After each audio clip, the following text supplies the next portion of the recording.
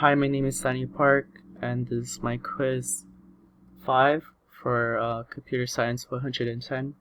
And for this quiz, we're made to do or get a range between one number and another, and find all the even numbers in between, and multiply everything into one product.